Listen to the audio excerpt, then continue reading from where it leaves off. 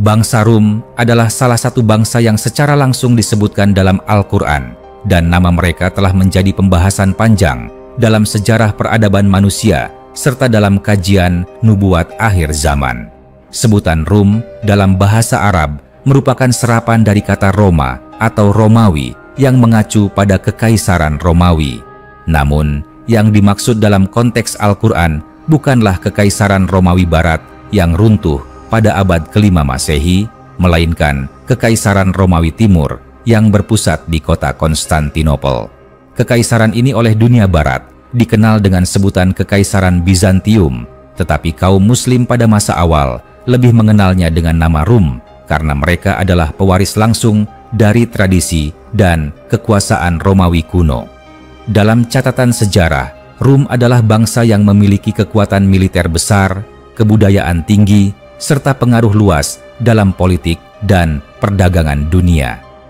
Kisah tentang bangsa Rum bahkan diabadikan dalam wahyu Allah melalui surah Ar-Rum, di mana Allah memberitakan bahwa bangsa Rum pernah dikalahkan oleh bangsa Persia. Namun, setelah itu mereka akan kembali menang dalam beberapa tahun saja. Peristiwa ini benar-benar terjadi pada masa Nabi Muhammad ketika pasukan Persia mengalahkan pasukan Rum dan kaum musyrikin Mekah menjadikannya bahan ejekan terhadap kaum muslimin. Alasannya adalah karena bangsa Rum beragama Nasrani, sedangkan bangsa Persia menganut keyakinan Majusi. Orang musyrik Mekah menyamakan posisi mereka dengan Persia karena sama-sama penyembah berhala dalam pandangan mereka, dan memandang bahwa kemenangan Persia berarti kemenangan aliran keyakinan yang mereka sukai. Namun, Allah menurunkan ayat yang menegaskan bahwa bangsa Rum akan kembali menang dalam waktu yang singkat. Hal ini kemudian terbukti secara sejarah, di mana pasukan Rum bangkit dan meraih kemenangan melawan Persia, tepat sebagaimana yang telah difirmankan. Dalam perjalanan sejarah Islam, hubungan antara umat Muslim dan bangsa Rum diwarnai dengan pasang surut. Pada awalnya, mereka adalah pihak yang memusuhi Islam, terlibat dalam pertempuran-pertempuran besar seperti Perang Tabuk dan berbagai pertempuran perbatasan di wilayah Syam. Kekaisaran Rum memiliki pengaruh kuat di daerah tersebut, sehingga setiap ekspansi Islam ke wilayah Syam dan Anatolia pasti berhadapan dengan kekuatan Rum. Meski begitu, hubungan itu tidak selalu murni permusuhan. Ada masa-masa di mana terjadi perjanjian damai, bahkan pertukaran diplomatik dan perdagangan antara dua kekuatan besar ini. Seiring waktu, kekuasaan Rum mulai melemah, terutama setelah munculnya gelombang besar penaklukan oleh umat Islam. Kota-kota penting yang dulunya berada di bawah kendali Rum, seperti Damaskus, Yerusalem, dan Alexandria, jatuh ke tangan kaum muslimin. Puncak kemunduran Rum datang ketika Konstantinopel sendiri ditaklukkan oleh Sultan Muhammad Al-Fatih dari Kesultanan Utsmaniyah pada tahun 1453 Masehi. Peristiwa ini bukan hanya mengakhiri Kekaisaran Romawi Timur, tetapi juga menandai lahirnya era baru dalam sejarah dunia, di mana kekuasaan politik dan militer dunia berpusat pada kekuatan Islam Utsmani.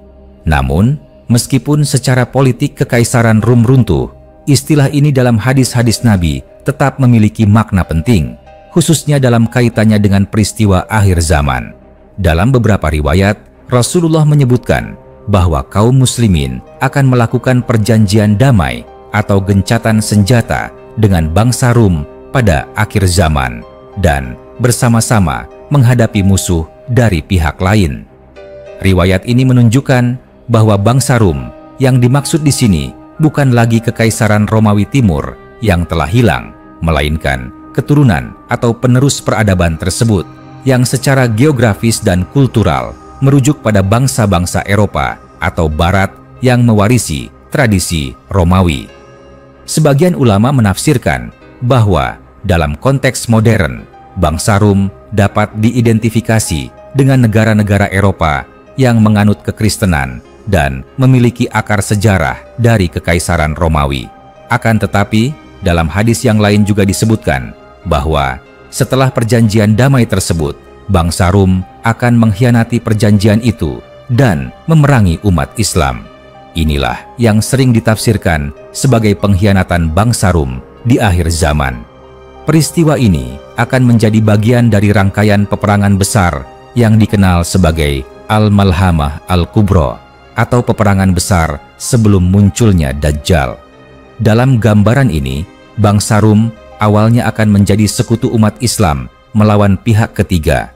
Namun, setelah itu mereka akan berbalik memusuhi dan menyerang kaum muslimin. Narasi ini tidak bisa dipisahkan dari konteks sejarah panjang hubungan Islam dan dunia barat. Sepanjang abad pertengahan hingga zaman modern, hubungan ini diwarnai dengan perang salib, perebutan wilayah, konflik ideologi, sekaligus interaksi budaya dan perdagangan.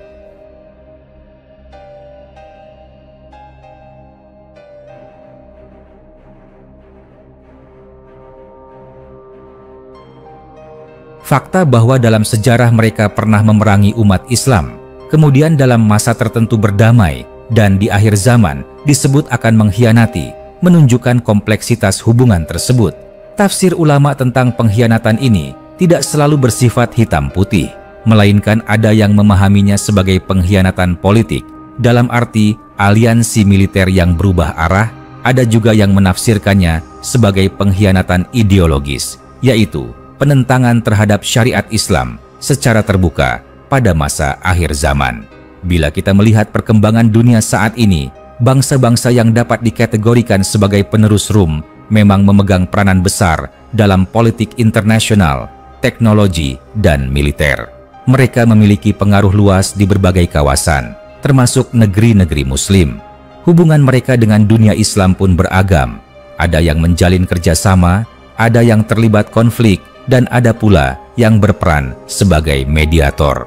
Dari sudut pandang nubuat, semua dinamika ini dapat menjadi bagian dari skenario yang pada akhirnya mengarah pada terwujudnya ramalan akhir zaman yang disampaikan oleh Nabi Muhammad. Pemahaman tentang bangsa Rum dan perannya di akhir zaman memerlukan keseimbangan antara kajian sejarah dan tafsir hadis. Jika hanya melihat dari sisi sejarah, kita akan memahami mereka sebagai bangsa yang pernah menjadi lawan kuat umat Islam di masa lalu. Namun, jika melihat dari sisi nubuat, kita menyadari bahwa peran mereka tidak berhenti di masa lalu, melainkan akan kembali muncul menjelang berakhirnya zaman. Keyakinan ini mendorong sebagian orang untuk mengaitkan peristiwa-peristiwa politik modern dengan skenario akhir zaman, meskipun perlu kehati-hatian agar tidak tergesa-gesa menetapkan siapa yang benar-benar dimaksud sebagai bangsa Rum dalam konteks masa kini. Dengan demikian, bangsa Rum adalah sebuah simbol peradaban dan kekuatan politik yang memiliki akar sejarah sangat panjang, mulai dari masa Romawi kuno, berlanjut ke Kekaisaran Romawi Timur, mengalami interaksi panjang dengan dunia Islam, runtuh secara politik, namun tetap eksis secara budaya dan genealogis hingga era modern. Mereka pernah menjadi sekutu, pernah menjadi lawan, dan dalam nubuat disebut akan kembali memainkan peran besar di akhir zaman, termasuk mengkhianati umat Islam setelah sebelumnya bersekutu. Bagaimana tepatnya peristiwa itu akan terjadi hanya Allah yang mengetahui. Namun sejarah telah memberikan gambaran betapa panjang dan rumit hubungan umat Islam dengan bangsa ini. Jika kita menelusuri kembali akar sejarah bangsa Rum dari perspektif peradaban, kita akan menemukan bahwa mereka tidak hanya sekadar kekuatan militer, tetapi juga pusat peradaban yang mempengaruhi banyak aspek kehidupan manusia di zamannya. Kekaisaran Romawi Timur, atau yang oleh umat Islam disebut Rum, adalah pewaris langsung dari sistem hukum Romawi, arsitektur monumental, dan tradisi pemerintahan yang tersentralisasi. Mereka mewarisi dan mengembangkan sistem administrasi yang rapi, jaringan jalan raya, serta kemampuan untuk mengintegrasikan wilayah luas dengan berbagai suku dan budaya di bawah satu pemerintahan. Semua ini menjadikan mereka sebagai salah satu kekuatan terbesar dalam sejarah dunia. Bangsa Rum juga memegang peranan penting dalam perkembangan agama Nasrani. Setelah Kaisar Konstantinus pada abad keempat Masehi memeluk agama Nasrani, Kekaisaran Romawi Timur menjadi pelindung dan penyebar ajaran Kristen. Hubungan mereka dengan gereja sangat erat, bahkan hingga menjadi salah satu fondasi kekuasaan politik mereka. Hal ini yang membuat para ulama ketika menafsirkan ayat-ayat dan hadis yang menyebut bangsa Rum, mengaitkannya dengan bangsa-bangsa yang secara agama menganut kekristenan dan secara budaya memiliki akar Romawi. Ketika Islam lahir pada abad ke-7 Masehi, bangsa Rum berada dalam masa persaingan sengit dengan Kekaisaran Persia. Perang panjang antara kedua kekuatan besar ini sering menguras sumber daya mereka dan terkadang melemahkan salah satu pihak sehingga memberi peluang bagi pihak lain. Dalam konteks inilah peristiwa yang disebut dalam surah Ar-Rum terjadi. Kekalahan awal Rum dari Persia diabadikan dalam wahyu. Lalu Allah mengabarkan kemenangan kembali Rum dalam beberapa tahun. Kemenangan itu selain menjadi bukti kebenaran nubuat Al-Quran, juga menunjukkan bahwa bangsa Rum adalah pihak yang tidak mudah runtuh meskipun mengalami kekalahan besar. Memasuki era ekspansi Islam, bangsa Rum menjadi lawan utama di wilayah Syam, Anatolia, dan sekitarnya. Pertempuran demi pertempuran terjadi, mulai dari Perang Yarmuk yang mengubah peta kekuasaan di Timur Tengah, hingga serangkaian serangan ke Anatolia yang menggerogoti kekuatan Rum secara perlahan. Namun, walau mengalami kekalahan di banyak wilayah, mereka masih mempertahankan Konstantinopel selama berabad-abad, hingga akhirnya kota itu jatuh ke tangan umat Islam di bawah pimpinan Sultan Muhammad Al-Fatih pada tahun 1453 Masehi.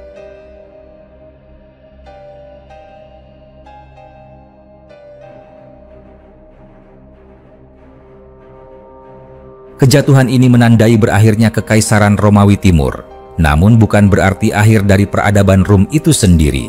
Peradaban itu tetap hidup melalui warisan budaya, bahasa, agama, dan hubungan darah yang menyebar di berbagai wilayah Eropa. Inilah yang membuat istilah Rum dalam hadis akhir zaman sering ditafsirkan sebagai bangsa-bangsa Eropa modern atau dunia barat secara umum, karena mereka dianggap pewaris tradisi dan pengaruh Romawi. Bahkan, beberapa negara modern secara simbolis mengklaim sebagai penerus Romawi, baik melalui simbol negara, tradisi hukum, maupun kebanggaan sejarah. Hadis-hadis Rasulullah memberikan gambaran menarik tentang peran bangsa Rum di akhir zaman.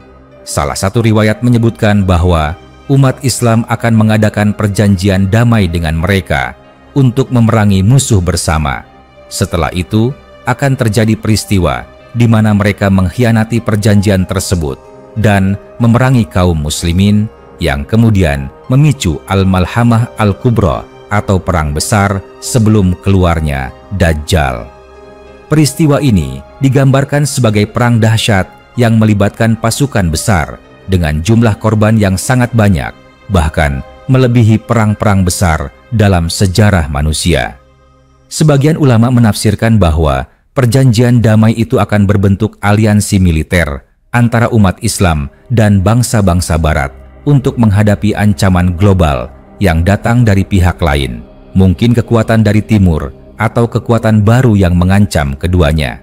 Dalam konteks modern, spekulasi ini sering dikaitkan dengan potensi ancaman dari blok kekuatan lain, seperti negara adidaya non-Barat, atau ancaman global, seperti terorisme internasional, invasi militer besar, atau bahkan krisis global yang memerlukan kerja sama lintas peradaban.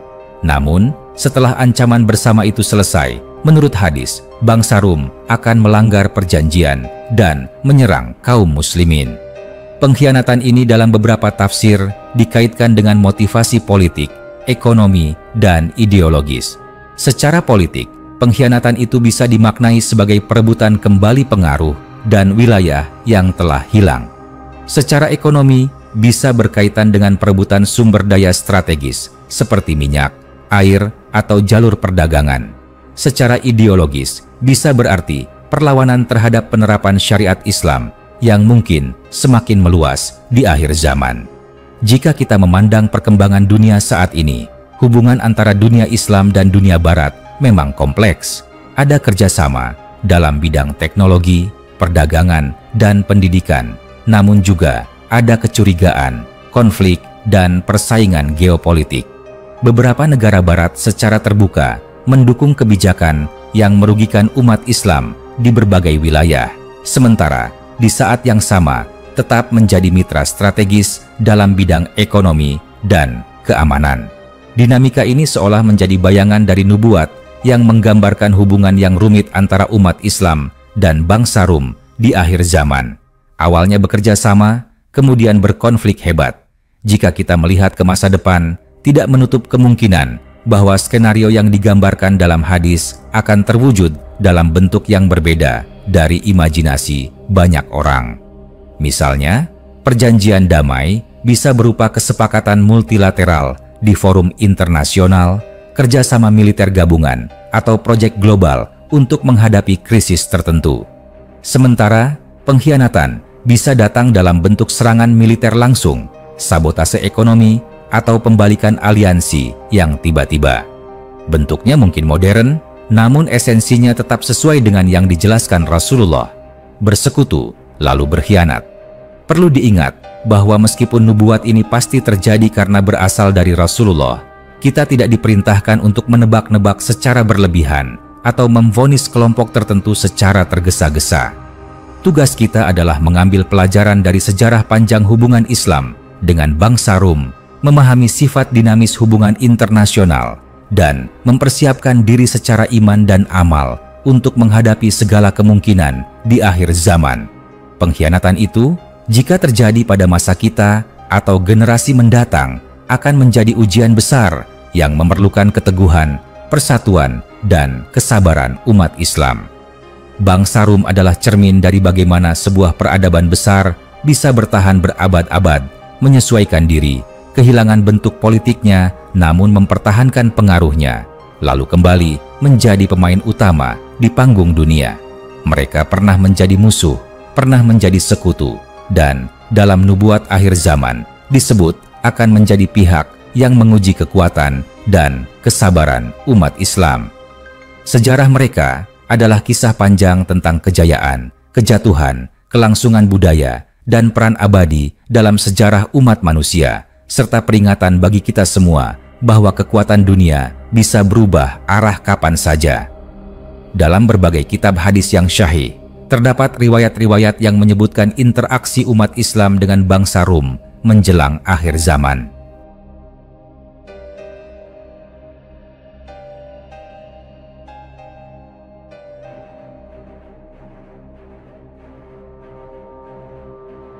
Salah satu riwayat yang terkenal adalah hadis dari Auf bin Malik yang diriwayatkan oleh Imam Abu Dawud, di mana Rasulullah bersabda bahwa akan ada perdamaian atau perjanjian gencatan senjata antara umat Islam dan bangsa Rum. Dalam perjanjian ini, kedua pihak akan bekerja sama memerangi musuh bersama. Namun setelah itu, salah satu pihak dari bangsa Rum akan mengangkat salib di medan perang dan berkata, "Salib telah menang." Lalu, salah seorang muslim akan marah dan menghancurkan salib tersebut. Peristiwa ini memicu pecahnya peperangan besar antara kedua pihak. Riwayat ini dipahami oleh para ulama sebagai isyarat bahwa bangsa Rum yang dimaksud di sini adalah bangsa-bangsa yang identitasnya erat dengan kekristenan. Pada zaman Nabi, tentu yang dimaksud adalah Kekaisaran Romawi Timur. Namun dalam konteks akhir zaman, para ulama menjelaskan bahwa yang dimaksud adalah bangsa-bangsa yang menjadi penerusnya, baik secara keturunan, agama, maupun peradaban. Imam Ibnu Katsir dalam tafsirnya menyebutkan bahwa Rum adalah keturunan dari keturunan Ashaf bin Ishaq bin Ibrahim, yang berarti mereka masih memiliki hubungan nasab dengan Bani Israel, meskipun secara agama mereka memeluk Nasrani. Ulama lain seperti Imam Al-Qurtubi menambahkan bahwa sifat bangsa Rum adalah kokoh dalam mempertahankan keyakinan mereka, memiliki organisasi militer yang kuat, dan mampu mengatur strategi besar. Ini selaras dengan gambaran sejarah bahwa baik Kekaisaran Romawi Timur maupun penerusnya di Eropa modern memiliki tradisi militer, teknologi, dan administrasi yang maju. Karena itu, jika mereka bersekutu dengan umat Islam, aliansi ini dapat menjadi kekuatan global yang besar. Namun jika mereka berkhianat, konflik yang terjadi pun akan berskala besar. Hadis lain yang diriwayatkan oleh Imam Muslim menyebutkan tentang Al-Malhamah Al-Kubra. Rasulullah menjelaskan bahwa peperangan besar ini akan terjadi antara umat Islam dan bangsa Rum. Peperangan ini begitu dahsyat hingga Rasulullah menggambarkan bahwa sepertiga pasukan Muslim akan melarikan diri dan tidak diterima taubatnya. Sepertiga lagi akan gugur sebagai syuhada dan sepertiga sisanya akan menang. Kemenangan ini kemudian membuka jalan menuju penaklukan Konstantinopel, meskipun kota itu secara sejarah telah ditaklukkan oleh Sultan Muhammad Al-Fatih. Sebagian ulama memahami ini sebagai penaklukan simbolis atau kembalinya pengaruh Islam atas wilayah itu pada akhir zaman. Dalam konteks sejarah modern, banyak yang mengaitkan istilah Rum dengan negara-negara di Eropa yang memiliki latar belakang kekristenan, khususnya Eropa Selatan dan Timur yang secara budaya dekat dengan Bizantium, serta Eropa Barat yang mewarisi kekuasaan Romawi Barat. Bahkan, sebagian analis kontemporer memperluas maknanya hingga mencakup aliansi militer besar seperti NATO, karena dianggap sebagai persekutuan bangsa-bangsa Barat yang memiliki akar peradaban Romawi. Namun, para ulama menekankan bahwa penentuan pasti siapa yang dimaksud tidak boleh dilakukan sembarangan, sebab tafsir hadis harus mengutamakan dalil, bukan dugaan semata. Jika kita mengamati dunia saat ini, hubungan antara dunia Islam dan dunia Barat memang memperlihatkan dinamika yang dapat menggambarkan skenario hadis. Ada kerjasama yang erat di bidang ekonomi, perdagangan, dan teknologi, bahkan kerjasama militer dalam menghadapi ancaman bersama seperti bajak laut, terorisme, atau bencana kemanusiaan. Namun, di sisi lain, tidak jarang aliansi ini retak atau berubah menjadi konflik ketika kepentingan strategis berbenturan. Sebagai contoh, sejarah perang di abad ke-20 dan 21 menunjukkan bagaimana negara-negara yang pernah bekerja sama bisa saja kemudian terlibat perang atau blokade. Sebagian ulama kontemporer memandang bahwa perjanjian damai yang disebut dalam hadis bisa saja terwujud dalam bentuk perjanjian internasional di bawah payung organisasi dunia seperti Perserikatan Bangsa-Bangsa atau perjanjian multilateral yang melibatkan negara-negara Muslim dan Barat. Dalam konteks modern, musuh bersama yang dimaksud bisa saja berupa ancaman global seperti kekuatan negara besar yang agresif, organisasi teroris lintas negara, atau bahkan bencana alam besar yang memerlukan bantuan militer dan logistik bersama. Namun, sesuai nubuat Rasulullah, setelah ancaman itu berlalu, bangsa Rum akan melanggar perjanjian yang memicu konflik besar-besaran. Pengkhianatan yang dimaksud dalam hadis tidak selalu harus berbentuk serangan militer langsung. Bisa saja pengkhianatan itu terjadi dalam bentuk penarikan dukungan strategis pada saat kritis, sabotase ekonomi yang melumpuhkan negara-negara Muslim, atau pengkhianatan diplomatik yang membalikan posisi dari sekutu menjadi lawan. Bentuknya bisa modern, tetapi substansinya tetap sama, melanggar perjanjian dan berbalik memerangi umat Islam.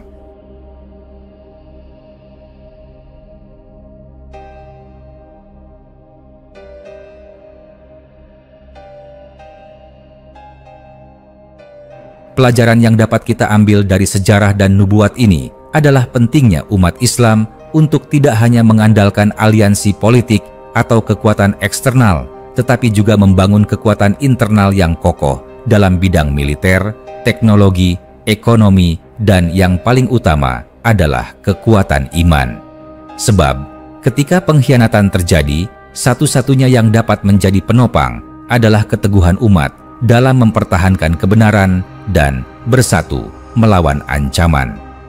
Bangsa Rum, dari perspektif sejarah, adalah gambaran dari peradaban yang mampu bertahan, beradaptasi, dan bahkan bangkit kembali setelah kehancuran. Dari perspektif nubuat, mereka adalah ujian besar bagi umat Islam di akhir zaman. Kisah mereka adalah benang panjang yang menghubungkan masa lalu, masa kini, dan masa depan dunia. Mereka pernah menjadi musuh, pernah menjadi sekutu, dan akan menjadi pihak yang menguji kekuatan iman umat Islam menjelang akhir zaman. Dengan memahami sejarah dan nubuat ini, kita dapat melihat bahwa perjalanan umat manusia selalu diwarnai dengan interaksi peradaban yang kompleks, dan bahwa peristiwa besar akhir zaman bukanlah kejadian yang berdiri sendiri, melainkan puncak dari proses sejarah yang panjang. Bagi umat Islam, memahami bangsa Rum berarti memahami salah satu simpul penting dari rangkaian sejarah yang Allah takdirkan, agar kita dapat bersiap secara fisik, mental, dan spiritual ketika peristiwa itu datang. Bayangkan sebuah pagi yang dingin di wilayah perbatasan Syam. Kabut tipis menyelimuti tenda-tenda pasukan Muslim, sementara di kejauhan, di seberang lembah, berkibar panji-panji berwarna putih dan merah dengan lambang salib besar milik bangsa Rum. Suara derap kuda terdengar berat di tanah lembab, diiringi denting rantai baju zirah dan dentuman roda kereta perang. Dua kekuatan besar dunia berdiri di sisi yang sama untuk saat ini. Perjanjian damai telah ditandatangani. Musuh bersama sudah diidentifikasi. Dunia pada saat itu menunggu apakah ini awal dari era baru kerja sama peradaban atau sekadar jeda sebelum badai besar meledak. Para panglima Muslim dengan sorban yang berkibar dan pedang yang tergantung di pinggang berdiri sejajar dengan para jenderal Rum yang mengenakan baju besi berkilat.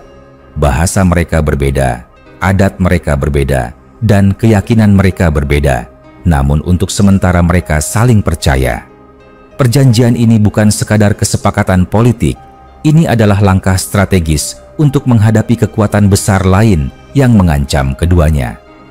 Di medan perang bersama itu, pedang-pedang Muslim dan tombak-tombak Rum mengarah pada musuh yang sama. Pertempuran berlangsung berhari-hari, bahkan berminggu-minggu. Darah mengalir di padang pasir, namun kemenangan akhirnya berpihak pada aliansi ini. Namun, sebagaimana air pasang yang pasti surut, hubungan ini mulai retak. Awalnya hanya percikan kecil, perselisihan tentang pembagian rampasan perang. Lalu muncul kata-kata yang menusuk harga diri. Dan akhirnya, di tengah sebuah parade kemenangan, seorang prajurit Rum mengangkat salib besar dan berteriak lantang, "Salib telah menang." Kalimat ini seperti bara yang jatuh ke tumpukan jerami kering, langsung memicu kemarahan seorang prajurit Muslim yang ada di dekatnya.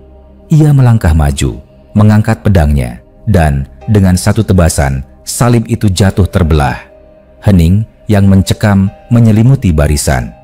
Pasukan Rum memandang dengan tatapan yang tak lagi bersahabat. Sorot mata mereka berubah dari sekutu menjadi musuh. Tidak lama kemudian, teriakan perang menggema, dan kedua pihak yang sebelumnya berbaris bersama, kini saling menyerang.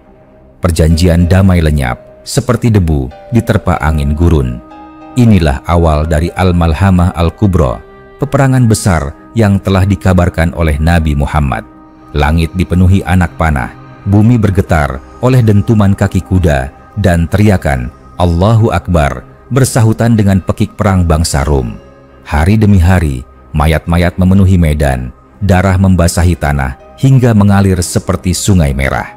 Dalam hadis, Rasulullah menggambarkan betapa besarnya peperangan ini.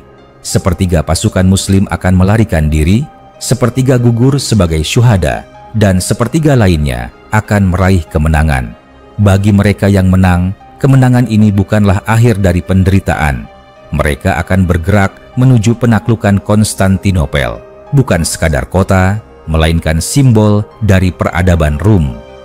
Meskipun Konstantinopel pernah ditaklukkan oleh Sultan Muhammad Al-Fatih pada abad ke-15, penaklukan di akhir zaman ini dipercaya memiliki makna yang berbeda. Sebagian ulama memahaminya sebagai penguasaan kembali oleh kekuatan Islam di tengah kekacauan global. Namun, kemenangan ini hanyalah pintu menuju ujian yang lebih besar. Sebab, tidak lama setelah itu, Dajjal akan muncul, membawa fitnah yang lebih dahsyat dari peperangan manapun. Maka, Malhamah Al-Kubra hanyalah satu bagian dari rangkaian besar peristiwa akhir zaman.